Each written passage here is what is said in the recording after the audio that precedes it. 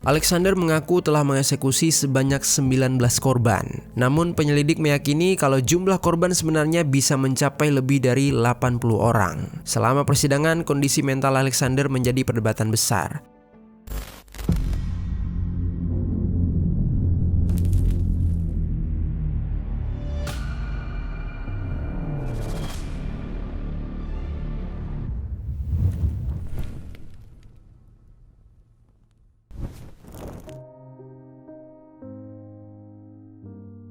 Halo pendengar kisah, selamat datang kembali di channel ini, tempat di mana kami akan membahas kisah-kisah kriminal nyata yang terjadi di seluruh dunia. Kami berharap semoga kalian semua dalam keadaan sehat walafiat dan dijauhkan dari mara bahaya.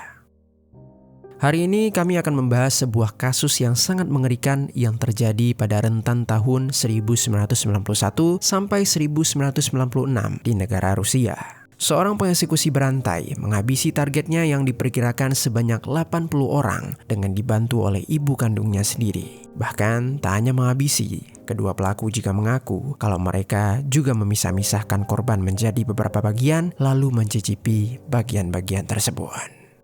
Selama bertahun-tahun kasus ini terus berlangsung hingga bisa terungkap dari hal yang tak terduga.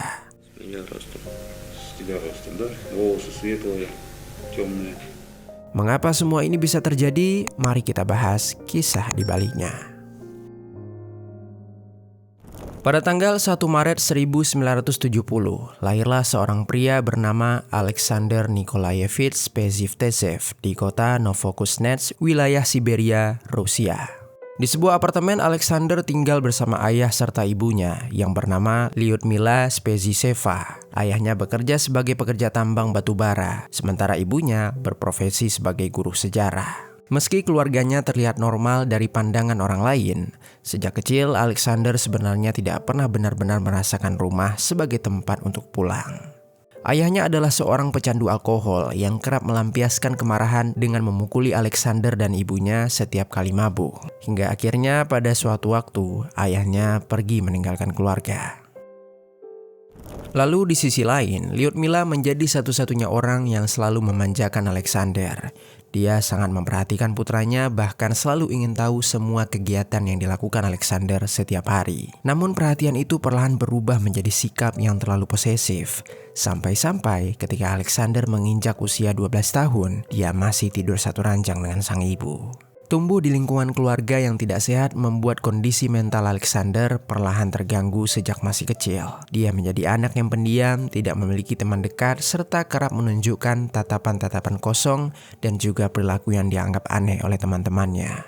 Karena sikap tersebutlah, di sekolah Alexander sering dibully sampai dia semakin tertutup dan hanya menahan kesal dalam hatinya. Seiring waktu berjalan, kondisi psikologis Alexander pun semakin memburuk. Entah di sekolah maupun di rumah, dia sering mendadak meluapkan emosinya. Bahkan dia juga seperti kehilangan rasa empati kepada sesama. Meski pihak sekolah sudah menyarankan kepada keluarga untuk membawa Alexander ke penanganan yang lebih ahli, tetapi keluarga Alexander menghiraukan usulan tersebut. Hingga beberapa tahun kemudian, Alexander mulai menginjak usia 18 tahun. Di usia itu, Lyudmila semakin sering mengajak putranya belajar bersama tentang sejarah dan berbagai peristiwa kelam yang pernah terjadi. Dia memperlihatkan foto-foto jasad korban, lokasi eksekusi, hingga kasus-kasus kriminal yang penuh kekerasan. Awalnya Alexander hanya mendengarkan dengan rasa penasaran biasa. Namun lama-kelamaan, semua hal itu justru membuatnya semakin tertarik. Dia mulai menikmati pembahasan tersebut. Alexander bahkan kerap menghabiskan waktu sendiri untuk melihat kembali foto-foto itu sambil mencari tahu lebih banyak tentang berbagai kasus pengeksekusian yang pernah terjadi di dunia ini. Di waktu yang bersamaan, saat itu Alexander juga mulai menyukai seorang gadis berusia 17 tahun. Beberapa sumber menyebutkan kalau perempuan itu bernama Elena. Alexander mendekati Elena hingga hubungan mereka berjalan sebagai sepasang kekasih. Di awal hubungan, Alexander terlihat seperti pria yang pendiam dan benar-benar mencintai kekasihnya. Namun entah apa alasannya, tiba-tiba saja Elena ingin mengakhiri hubungan tersebut. Semenjak inilah, Alexander menjadi sangat obsesif karena merasa tidak terima dengan keinginan Elena. Hingga suatu hari, Alexander mengajak Elena datang ke apartemennya. Namun setelah gadis itu tiba, Alexander justru mengurungnya di dalam apartemen tersebut. Selama berada di sana, Elena terus mengalami penyiksaan. Alexander berkali-kali memukul dan menyakiti Elena hingga penuh dengan luka. Anehnya, setiap kali melihat Elena kesakitan, Alexander malah merasa puas. Sementara itu, Lyudmila yang berada di apartemen hanya melihat tindakan putranya tanpa berusaha menghentikan kejahatan tersebut. Waktu terus berlalu hingga hampir 1 bulan. Karena luka-lukanya tidak pernah diobati, kondisi Elena semakin parah dan akhirnya Elena pun meninggal dunia akibat infeksi.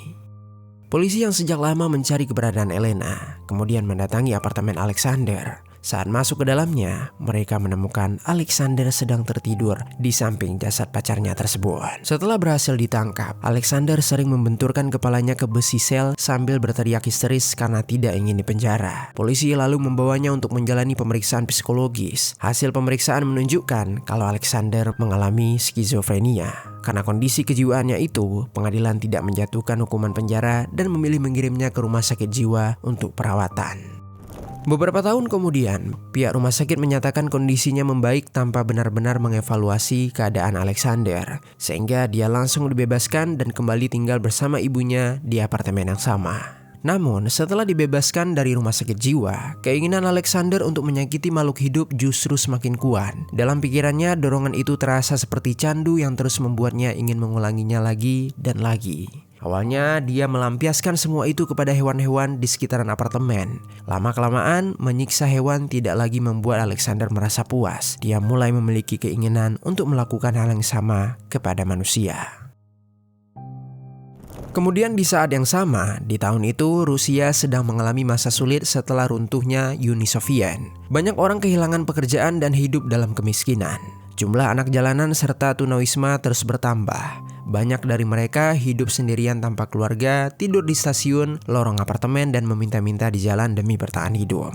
Kondisi itulah yang kemudian dimanfaatkan oleh Alexander. Alexander menjadikan para tunawisma tersebut menjadi target utamanya. Ditambah lagi, jika ada tunawisma yang hilang, laporan mereka sering diabaikan polisi karena dianggap hanya pindah tempat atau kabur begitu saja. Semenjak saat itu, Alexander mulai semakin terbuka kepada Lyudmila ibunya tentang rencana-rencana mengerikan yang ada di pikirannya. Bukannya melarang, Lyudmila justru mendukung keinginan putranya tersebut. Bahkan dia juga ikut membantu menyusun suatu cara agar para target bisa dibawa masuk ke apartemen tanpa menimbulkan kecurigaan. Lyudmila menyarankan agar dirinya berperan sebagai sosok ibu rumah tangga yang ramah. Dengan penampilan itu, dia bisa lebih mudah mendekati para tunawisma di sekitaran kota. Biasanya, dia akan mengajak mereka mengobrol terlebih dahulu untuk mendapatkan kepercayaan. Setelah itu, dia akan menawarkan makanan atau meminta bantuan membawakan barang belanjaan ke apartemen. Pada tahun 1991 tersebut, Alexander dan Lyudmila mulai menjalankan rencana mengerikan mereka. Setiap kali target tiba di apartemen, Lyudmila biasanya langsung mengunci pintu, sementara Alexander segera menyekap mereka.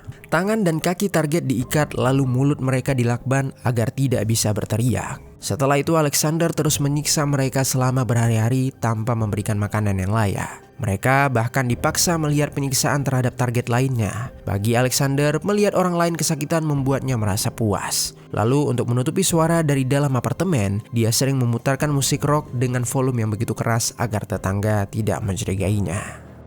Lalu untuk menghilangkan jejak, Alexander biasanya memisah-misahkan korban menjadi beberapa bagian. Sementara mereka yang masih hidup dipaksa untuk membantu membersihkan itu.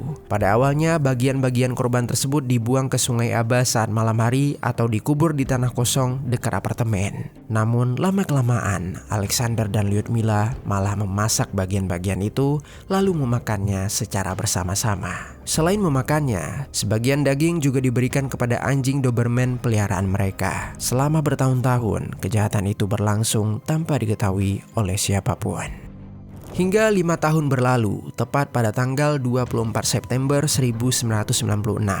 3 remaja perempuan bernama Nastia Bernova 13 tahun, Zenya Baraskina yang juga berusia 13 tahun, dan Olya Galcheva berusia 15 tahun yang sedang menjalani perawatan di sebuah rumah sakit di kota Novokuznen. Hari itu mereka diizinkan keluar sebentar untuk membeli baterai pemutar musik. Setelah membeli baterai, ketiganya berjalan santai di sekitaran toko sambil mengobrol seperti biasa. Di tengah perjalanan, mereka bertemu dengan Lyudmila. Perempuan itu mendekati mereka sambil tersenyum ramah lalu menyapa dengan hangat. Olya menjadi orang pertama yang membalas sapaan tersebut. Lyudmila lalu bertanya kemana tujuan mereka. Nastia menjelaskan kalau mereka baru saja membeli baterai dan akan segera kembali ke rumah sakit. Walaupun ketiganya bukan anak jalanan atau tunawisma, Lyudmila tetap melihat mereka sebagai target yang mudah diperdaya. Dengan nada memohon, Lyudmila berkata kalau tangannya sedang terluka sehingga dia kesulitan membuka pintu apartemennya sendiri. Dia meminta bantuan kepada ketiga gadis itu untuk membukakan pintu. Lalu dia juga menjanjikan hadiah kecil berupa gelas plastik sebagai ucapan terima kasih. Di samping itu, ketiga remaja pun sempat saling bertatapan. Olya kemudian menganggukkan kepala pelan memberi isyarat kalau mereka sebaiknya membantu saja. Tanpa rasa curiga, mereka akhirnya mengikuti Lyudmila berjalan menuju unit apartemen nomor 357. Sesampainya di depan apartemen, mereka membantu membukakan pintu seperti yang diminta. Begitu pintu terbuka, Lyudmila mempersilahkan mereka masuk lebih dulu. Saat mereka melangkah ke dalam, sosok Alexander ternyata sudah berdiri menunggu di balik pintu sambil memegang benda tumpul di tangannya. Serangan pertama langsung diarahkan kepada Nastia. Alexander mengayunkan benda tumpul tersebut tepat di kepalanya. Di saat yang bersamaan, Lyudmila juga langsung mengancam Olya dan juga Zenya agar tetap diam jika tidak ingin disakiti juga. Nastia yang saat itu telah diserang ternyata masih sadar dan mencoba melawan. Dia lalu mencakar tubuh Alexander dengan sekuat tenaga. Tetapi Alexander langsung mengeluarkan sebilah pisau dari sakunya, lalu menusukkan pisau itu tepat di bagian perut Nastia. Nastia terhentak sesaat sebelum akhirnya roboh ke atas lantai. Cairan merah mulai mengalir di bawah tubuhnya. Sementara itu, Zenya dan Olya hanya bisa menutup mulut sambil menahan tangis karena ketakutan. Alexander terus mengancam mereka. Berkali-kali dia berkata kalau dia akan mengeksekusi siapapun yang berani berteriak. Di depan mata Olya dan Zenya, Alexander menyeret tubuh Nastia ke kamar mandi apartemen. Setelah itu, Alexander juga memaksa keduanya untuk memisah-misahkan Nastia menjadi beberapa bagian dengan menggunakan gergaji yang ada di sudut kamar. Awalnya mereka hanya diam membeku karena syok dan ketakutan. Tetapi ancaman Alexander membuat mereka tidak punya banyak pilihan. Dengan tangan gemetar, mereka terpaksa menuruti perintah itu. Setelah semuanya selesai, bagian-bagian Nastia ditinggalkan begitu saja di dalam bak mandi apartemen tersebut. Sementara itu, Alexander langsung mengikat tangan dan kaki Zenya serta Olya. Setelah melihat bagaimana Nastia berakhir tragis karena mencoba melawan, mereka pun mengurungkan niat mereka untuk melarikan diri. Hari demi hari berlalu, selama berminggu-minggu Zenya dan Olya disekap dalam apartemen. Alexander hampir setiap hari mengayunkan pukulan kepada mereka tanpa adanya alasan apapun. Seiring waktu, tubuh keduanya juga semakin lemah karena jarang diberi makan. Bahkan dalam kondisi seperti itu, mereka masih dipaksa tidur di dekat hamparan bagian-bagian Nastia yang ditinggalkan di dalam kamar mandi. Suatu hari, Zenya memberanikan diri meminta makanan kepada Alexander. Tetapi permintaan itu justru membuat Alexander marah. Tanpa belas kasihan, dia mematahkan lengan Zenya lalu mendorong Zenya ke arah dinding hingga cairan merah mengalir dari pelipisnya. Setelah itu, Alexander mencoba menjahit luka tersebut menggunakan jarum dan benang biasa. Dan hal itu malah membuat luka menjadi semakin parah. Hari demi hari kondisi Zenya terus memburuk. Infeksi dari lukanya semakin parah dan tidak pernah mendapatkan perawatan yang layak. Sampai akhirnya di tanggal 11 Oktober 1996, Zenya mengembuskan nafas terakhirnya di dalam apartemen. Sejak saat itu, Olya menjadi satu-satunya korban yang masih hidup. Alexander pun melampiaskan kekerasannya dengan cara yang jauh lebih brutal. Hampir setiap hari dia menyetrum Olya berkali-kali sampai Olya jatuh tak sadarkan diri. Lalu dia kembali sadar dalam keadaan kesakitan. Berlanjut pada tanggal 23 Oktober 1996, Olya yang sudah sangat lemah mencoba memohon kepada Alexander. Dengan suara lirih dia mengatakan kalau dirinya sudah tidak kuat lagi dan meminta sedikit lebih banyak minum agar bisa bertahan hidup lebih lama. Namun permohonan itu tidak membuat Alexander iba. Dia justru mengambil pisau lalu menikam Olya tepat pada bagian perutnya. Cairan merah terus mengalir dari luka tersebut. Meski mengalami luka yang sangat parah, Olya ternyata masih mencoba bertahan hidup. Keesokan paginya, di tanggal 24 Oktober 1996, beberapa tukang ledeng datang ke gedung apartemen untuk memeriksa pipa dan radiator. Saat itu, 2 orang tukang ditugaskan memeriksa unit 357 milik Alexander.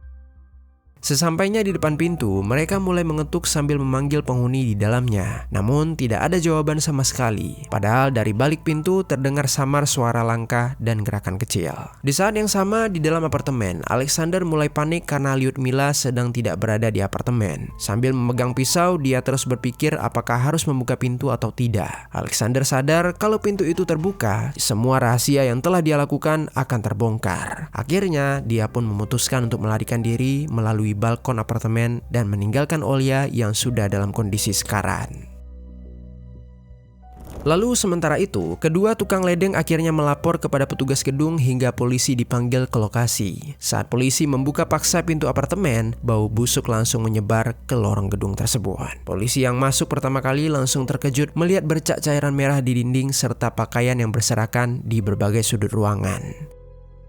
Ketika masuk ke dalam kamar mandi, polisi menemukan pisahan tubuh yang sudah terbagi menjadi beberapa bagian. Sementara di ruangan lain, mereka menemukan Olya dalam keadaan begitu lemah. Tubuhnya penuh luka dan hampir tidak bisa bergerak. Olya kemudian segera dievakuasi untuk dibawa ke rumah sakit. Setelah itu, polisi mulai meminta keterangan melalui penghuni lain. Para penghuni mengatakan kalau unit tersebut ditempati oleh Alexander dan juga Lyudmila. Mereka juga mengaku sebenarnya sudah lama mencium bau busuk dari unit apartemen itu. Selain itu, musik rock juga sering diputar begitu keras, terutama pada malam hari. Beberapa warga bahkan pernah melaporkannya, tetapi saat itu, polisi mengira kalau bau tersebut hanya berasal dari tempat sampah atau masalah kebersihan biasa, sehingga mereka tidak melakukan pemeriksaan serius. Saat penggeledahan berlangsung, polisi menemukan banyak barang mencurigakan di dalam apartemen. Selain bagian-bagian seseorang, mereka juga menemukan catatan pribadi milik Alexander yang berisi tulisan tentang metode pengeksekusian dan kumpulan kasus kriminal sadis. Dari situlah polisi mulai menduga kalau Alexander ini kemungkinan sudah melakukan kejahatan serupa sejak lama. Kemudian di waktu yang bersamaan, polisi juga mulai menghubungkan temuan itu dengan beberapa kasus misterius yang sebelumnya belum terpecahkan, yaitu penemuan pisahan milik seseorang di Sungai Aba beberapa waktu sebelumnya. Polisi menduga bagian tersebut kemungkinan dibuang oleh Alexander. Sampai akhirnya di tanggal 27 Oktober 1996, kondisi Olya sempat membaik sehingga dia bisa memberikan kesaksian kepada polisi. Olya menceritakan bagaimana Lyudmila menipu mereka hingga mereka tiba di apartemen dan kedua temannya tewas dieksekusi oleh Alexander. Namun tidak lama setelah memberikan kesaksian, kondisi Olya tiba-tiba memburuk kembali sampai akhirnya dia meninggal dunia di rumah sakit tersebut. Setelah bukti dan pengakuan mulai terkumpul, polisi langsung memperketat pencarian terhadap Alexander. Mereka yakin Alexander tidak akan bisa pergi jauh karena dia tidak mempunyai banyak kenalan dan selama ini dia sangat bergantung pada ibunya. Oleh sebab itulah, beberapa polisi berpakaian preman mulai berjaga diam-diam di sekitaran gedung apartemen sambil menunggu kemungkinan Alexander kembali. Dugaan mereka ternyata benar. Di tanggal 27 Oktober 1996, di hari yang sama saat Olya meninggal dunia, Alexander diam-diam kembali ke gedung apartemennya. Saat dia mendekati pintu masuk gedung, polisi langsung menyergapnya tanpa perlawanan. Kondisi Alexander di saat itu terlihat lemah, kelaparan, dan seperti kedinginan. Setelah dibawa ke kantor polisi, Alexander mulai menjalani pemeriksaan intensif. Dia lalu menceritakan kalau dirinya melarikan diri melalui balkon. Dia lalu berpindah-pindah untuk bersembunyi di sekitaran kota. Karena tidak punya uang, pekerjaan, ataupun tempat tujuan, selama berhari-hari dia hanya hidup terlunta-lunta di jalanan. Polisi kemudian menanyakan keberadaan Lyudmila, namun Alexander mengatakan kalau saat dia kabur, ibunya sedang tidak berada di apartemen. Dia menduga Lyudmila sudah mengetahui kalau rahasia mereka telah terbongkar sehingga dia pun melarikan diri lebih dulu. Saat interogasi berlanjut, Alexander akhirnya mengakui seluruh kejahatan yang telah dia lakukan. Dia bahkan juga menceritakan bagaimana dia memasak bagian-bagian tersebut, memakannya, dan memberikannya kepada anjing peliharaannya. Alexander juga mengaku beberapa korban dibuang ke Sungai Aba atau dikubur di lahan kosong dekat apartemen. Ketika ditanya alasan mengapa dia melakukan semua itu, Alexander justru menganggap kalau para tunawisma sebagai simbol kehancuran masyarakat.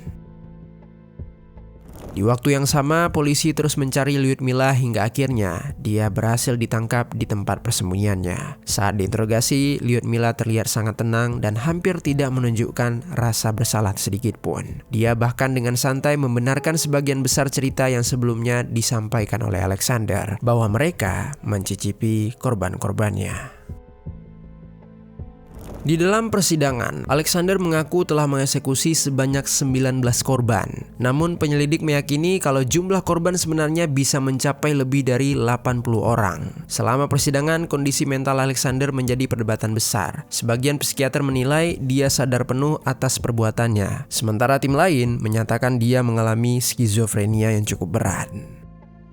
Pada akhirnya pengadilan memutuskan Alexander mengalami gangguan jiwa serius sehingga tidak dijatuhi hukuman penjara biasa. Dia kemudian ditempatkan kembali di rumah sakit jiwa dengan keamanan yang lebih tinggi di negara Rusia. Dia menjalani perawatan paksa tanpa adanya batas waktu. Hingga sekarang Alexander masih berada di fasilitas tersebut dan menghabiskan waktunya dengan menulis. Sementara itu, Lyudmila juga dinyatakan bersalah. Meski sempat disebut terancam hukuman penjara seumur hidup, pengadilan akhirnya menjatuhkan hukuman 13 tahun penjara saja kepada dirinya. Lalu setelah bebas sekitar tahun 2009, Lyudmila tiba-tiba menghilang dari perhatian publik dan keberadaannya sampai saat ini tidak diketahui. Di akhir kisah, duka mendalam dirasakan oleh keluarga para korban yang kehilangan anak-anak mereka dengan cara yang begitu tragis. Meski banyak dari mereka yang identitasnya tidak terungkap dan tunawisma, tetapi mereka tetap tidak pantas mendapatkan akhir kehidupan dengan cara yang sangat kejam ini. Terlebih lagi, Olya yang memang menjadi kunci jawaban kasus ini juga ikut berpulang setelah bertahan hidup dengan kondisi yang sangat mengenaskan. Kasus ini memperlihatkan banyaknya kegagalan dari sistem sosial di tahun itu. Polisi beberapa kali dianggap mengabaikan laporan warga yang curiga terhadap aktivitas di dalam apartemen. Rumah sakit jiwa juga sempat melepaskan pasien yang sebenarnya dianggap sangat berbahaya. Di sisi lain, para tunawisma yang hidup tanpa perlindungan menjadi korban paling rentan karena tidak ada yang benar-benar memperhatikan keberadaan mereka. Kasus ini terasa sangat mengerikan karena melibatkan penyiksaan dan juga tindakan mencicipi seseorang. Apartemen unit 357 pun juga menjadi tempat yang dianggap sebagai lokasi horor oleh warga sekitar sampai saat ini. Sekian kisah hari ini, mudah-mudahan para korban mendapatkan kedamaian di tempat selanjutnya. Dan untuk kita semua, semoga ada pelajaran baik yang dapat kita ambil. Pendengar kisah, sebelum kita lanjut, aku mau rekomendasiin salah satu produk yang bisa kalian beli melalui fitur belanja di bawah. Neckband Philips TAA 1708 Bone Conduction. Neckband ini punya build quality yang bagus banget dengan harga yang terjangkau. Desainnya cukup unik, meskipun gak kalian masukin ke dalam lubang telinga, tapi suara yang dihasilkan tetap realistis banget. Karena produk ini udah pakai teknologi Dynamic Audio Energy Allocation Algorithm, yang mana itu ngebuat suaranya kedengaran lebih natural dan juga jernih. Cocok untuk kalian pakai saat olahraga, kerja, dan aktivitas lainnya. Jika tertarik, langsung saja klik link yang ada di bawah.